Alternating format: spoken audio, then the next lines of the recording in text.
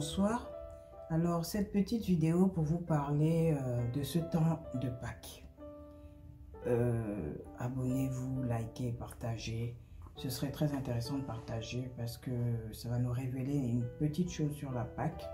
Parce que nous avons tendance à penser que la Pâques c'est juste un jour de fête, le jour de la résurrection de Jésus. Mais c'est beaucoup plus que ça. Vous savez, l'heure est arrivée où les vrais adorateurs vont adorer Jésus-Christ en vérité et en esprit. Alors il est temps de discerner la parole de Dieu. Il est temps de faire les choses de Dieu avec un cœur vrai. Alors, cet après-midi, dans ce temps de Pâques et de confinement, je voudrais que vous sachiez que quel que soit l'état du pays, il faut continuer à prêcher la parole. La Bible nous dit de prêcher en tout temps. D'ailleurs, ce serait une preuve aujourd'hui si on continue de se rapprocher de Dieu, une preuve pour nous de vérifier qu'on est véritablement devenus des vrais disciples, qu'on a donné nos vies à Jésus et qu'on a réellement été nés de nouveau. Vous savez, derrière la Pâque, il y a une puissance. Et pendant ce temps de Pâques confiné, c'est le temps de chercher quelle est ta véritable relation avec ton Dieu en ce moment. Parce que Dieu est en train de nous visiter. Et il nous visite sur tous les plans. Le plan spirituel, le plan social, le plan économique, culturel, religieux, politique, sur tous les plans, Dieu nous visite. Donc, il est temps aussi qu'on prenne connaissance, qu'on donne la valeur à la Pâque. Et mieux encore aujourd'hui où on n'est pas appelé à rendre la Pâque en temps de festivité simplement, mais en étant confiné, on va pouvoir peut-être comprendre qu'est-ce que c'est que la Pâque. La Pâque, pour bien la comprendre, il faut lire Exode 12, verset 1, on peut même dire à 30 et tout. La Pâque, c'est une manière de repartir à zéro avec Jésus-Christ de Nazareth. Dans Exode 12, verset 2, il nous dit que ce sera en fait, même si par exemple on est au 4e mois, au 5e mois, au 6e mois, la Bible nous dit que ce jour-là, Jésus dit que à cette Pâque-là, ce sera comme une nouvelle date. Il change le calendrier ce jour-là. Alors pour toi, aujourd'hui doit être ton 1er janvier.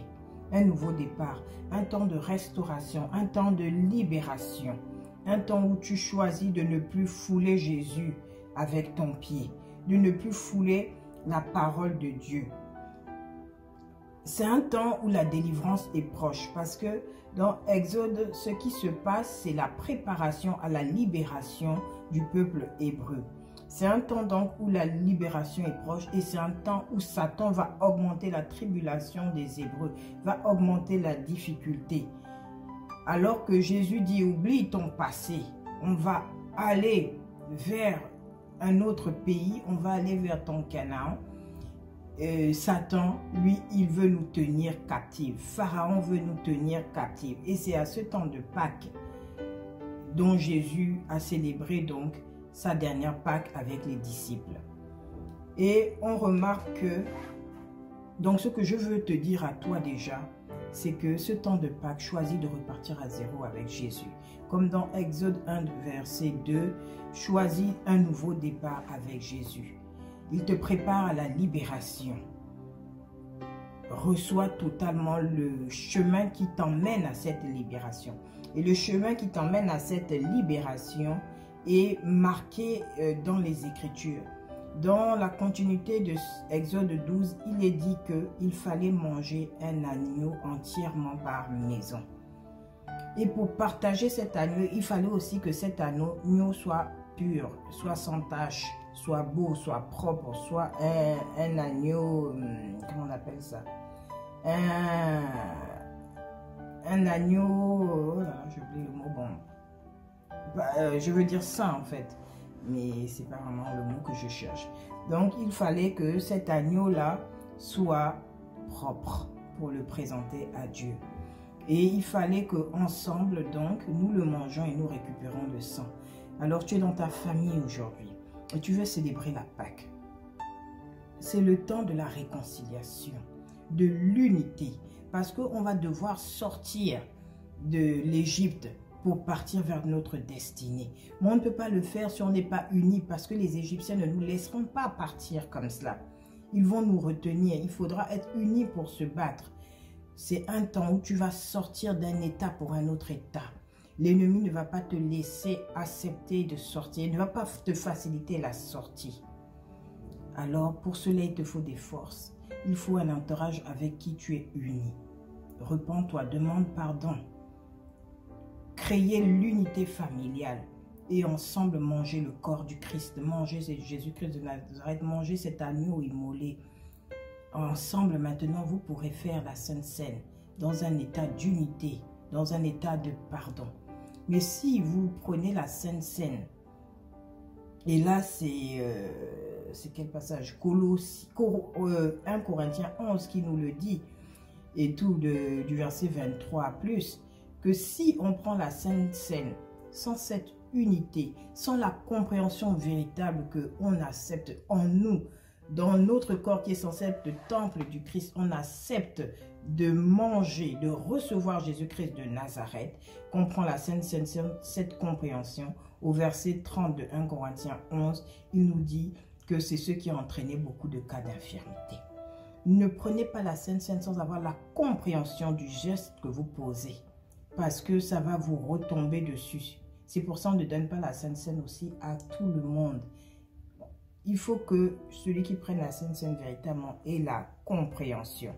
Que celui qui prenne le corps et le sang du Christ en lui, c'est celui qui accepte totalement la parole de Dieu. Alors qu'il prenne la parole de Dieu sans enlever une partie, il prend l'agneau entier, il prend la parole de Dieu entièrement. Alors aujourd'hui, tu es dans un état et tu veux célébrer cette Sainte Seine.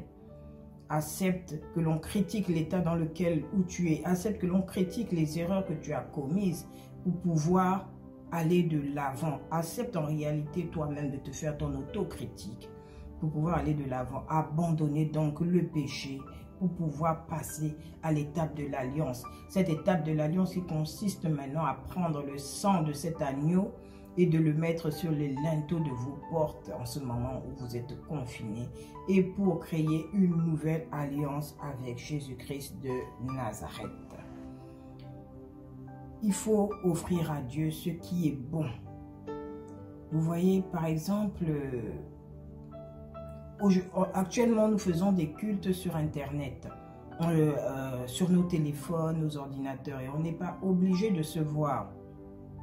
On pourrait manger, boire, faire n'importe quoi et suivre le culte. Mais offrez à Dieu le meilleur. Disposez-vous, même à distance, pour que ces moments de culte, ces moments de prière au téléphone, par ordinateur, soient des moments véritables que vous avez donnés à Christ. Arrêtez de donner à Christ des moments, des moments qu'il ne peut même pas valider, des moments où il ne peut même pas choisir de venir d'entendre nos prières, parce que ces moments sont tellement sains, malsains, sont tellement peu réservés pour lui. On fait croire à l'homme de Dieu qu'on participe au moment alors qu'on est en train de manger, de boire et tout. On a juste allumé nos téléphones pour dire « je suis connecté ». Vous voyez? Alors, pour tisser une alliance avec Dieu en ce moment, pour pouvoir sortir de l'Égypte, pour pouvoir sortir de la prison où tu es enfermé, de ce chômage, de cette stérilité, mon frère, ma soeur, de ce manque de mariage, du célibat et tout. Mon frère, ma soeur, commence à prendre le chemin qui mène à l'alliance avec Dieu, celui de l'acceptation du corps du Christ entièrement, celui d'accepter la parole de Dieu entièrement. C'est pour ça que la Bible nous dit qu'avant toute chose, il faut que ton offrande soit propre. Et pour qu'elle soit propre, réconcilie-toi d'abord avec ton frère. La Bible nous dit aussi que l'obéissance vaut mieux que des sacrifices. Qu'est-ce que je peux ajouter? Donc pour faire une alliance avec Dieu, il faut faire un travail en amont. Ce travail en amont, c'est aussi l'abandon donc de ton péché. C'est l'abandon de ton péché. C'est accepter de manger l'agneau entier avec l'herbe amère et le pain sans levain. Donc, accepter Jésus-Christ, ce n'est pas en toute facilité, ce n'est pas sans contrainte. Il y a des choses qui seront amères et des pains qui seront fades. Mais il faut accepter d'avancer avec Jésus-Christ, avec toutes les conditions, dans l'obéissance. La Bible nous dit aussi que pendant qu'il mangeait l'agneau,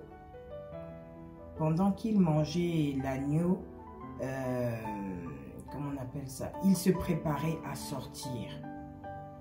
Pendant que vous acceptez de recevoir Jésus-Christ et au moment même où vous avez posé toutes les étapes, trouver un agneau sain, le partager, le manger en famille, être unis, mettre le sang sur les linteaux de vos portes. Ensuite, vous pourrez partir. Ensuite, vous serez délivrés. La Pâque, ce n'est pas seulement un jour de fête. C'est un nouveau commencement avec Jésus. Je crois que je me suis trompée. C'est Matthieu 26, versets 1 à 2, qui parle de ce nouveau commencement qui change les dates du calendrier et tout. Donc, comment on appelle ça? Acceptez donc ce nouveau commencement avec Jésus-Christ de Nazareth. Aujourd'hui, pour passer maintenant dans un temps d'alliance avec Dieu où vous serez maintenant délivrés. La vie avec Dieu, c'est un parcours. À cette Pâque, Jésus nous annonce qu'il a fait son parcours et il va continuer, il va être élevé. Toi aussi, fais ce parcours pour que le temps de ton élévation arrive. Ne célèbre pas cette Pâque comme une fête en plus où tu as peut-être payé des œufs qui n'ont rien à voir avec la parole de Dieu ou du chocolat. Mais célèbre cette Pâque comme un nouveau départ ou sortir de ce confinement pour toi. Un nouveau départ pour ta santé, un nouveau départ pour ton travail, un nouveau départ pour ton mariage, un nouveau départ pour ta famille, un nouveau départ sur tous les plans de ta vie. La Sainte Seine, c'est une symbolique. C'est la symbolique simplement de Jésus-Christ de Nazareth. C'est la symbolique simplement de la parole de Dieu que nous devons accepter. Alors discerne ce que tu manges afin de ne pas ramener sur toi un jugement négatif de la part de Dieu qui pourrait te rendre malade. Accepte de manger la Sainte Seine en toute conscience. Accepte d'accepter Jésus en toute conscience. Mais ne fais pas semblant. Ce n'est pas le temps de faire semblant. Il cherche des adorateurs en esprit et en vérité. Des gens qui l'acceptent entièrement maintenant et non pas en partie. Ce n'est plus le moment de négliger la parole de Dieu. Dieu est là et il est venu nous avertir. Recevons cette Pâque, chacun d'entre nous, dans l'entièreté. Recevons cette Pâque, chacun d'entre nous, de manière à être transformé et non plus comme une simple fête. Lisez véritablement Matthieu 26, versets 1 à 2. Lisez Exode 12, versets 1 à 30. Lisez 1 Corinthiens 11, versets 23 à 34. Et vous comprendrez encore mieux la Pâque. Soyez bénis, passez un bon moment en ce jour de la résurrection de Jésus-Christ de Nazareth et que cette résurrection ne soit pas vaine dans vos vies, que le sang de Jésus qui a coulé à la croix de Golgotha soit aussi votre partage. Recevez toutes les bénédictions qui vont avec ce sang cet après-midi. Soyez bénis, peuple de Dieu. Amen.